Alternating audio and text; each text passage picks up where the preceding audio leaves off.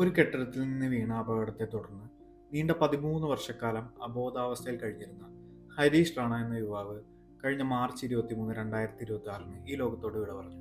ഇന്ത്യയിൽ ആദ്യമായി പാസീവ് യൂത്തനേസിയ നടപ്പിലാക്കാൻ സുപ്രീം കോടതി അനുമതി നൽകിയ ആദ്യത്തെ കേസായിരുന്നു ഹരീഷ് റാണയുടേത്. 1973 മുംബൈയിലെ കിങ് എഡ്വേർഡ് ഹോസ്പിറ്റലിലെ നേഴ്സായിരുന്ന അരുണ ഷോൻബാഗിന് അതേ ഹോസ്പിറ്റലിലെ തന്നെ ഒരു ജീവനക്കാരിൽ നിന്ന് അതിക്രൂരമായ സെക്ഷൽ അസോൾട്ട് നേരിടേണ്ടി വന്നു. ആ ആക്രമണത്തിലുണ്ടായ പരിക്കുകളെ തുടർന്ന് അരുണയുടെ ബോഡി ഒരു പെർമനന്റ് വെജിറ്റേറ്റീവ് സ്റ്റേറ്റിലാകുകയും ചെയ്തു.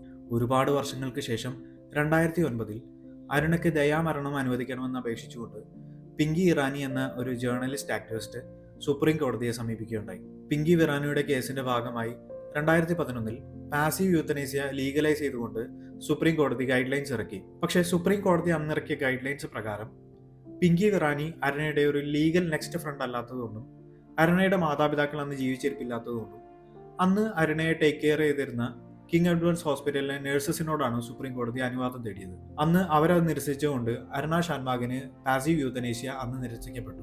നീണ്ട 42 വർഷത്തെ വെജിറ്റേറ്റീവ് സ്റ്റേറ്റിലുള്ള ജീവിതത്തിന് ശേഷം 2015 ഒരു ന്യൂമോണിയയുടെ ഭാഗമായിട്ട് അരുണ ഷാൻബാഗ് ലോകത്തോട് വിട പറഞ്ഞു. 2018 കോമൺ കോസ് ജഡ്ജ്മെന്റിൽ സുപ്രീം കോടതി അന്തസ്സോടെയുള്ള മരണമെന്നത് ഓരോ പൗരന്റെയും മൗലിക അവകാശമായി വിധിച്ചു. 2018 വിധിയിലൂടെ ഓരോ പൗരനും ഇത്തരം ക്രിട്ടിക്കൽ കണ്ടീഷനുകളിലോ അല്ലെങ്കിൽ ദയാമരണം അറിയിക്കുന്ന അവസ്ഥയിലോ തങ്ങളെ എങ്ങനെ ട്രീറ്റ് ചെയ്യണമെന്ന് ഒരു ലിവിംഗ് വീലിലൂടെ തീരുമാനിക്കാവുന്നതാണ്. ഇന്ന് ഇന്ത്യയിൽ പാസീവ് യൂത്തനേസിയക്ക് കൃത്യമായ ഗൈഡ് ലൈനുകളുണ്ട്.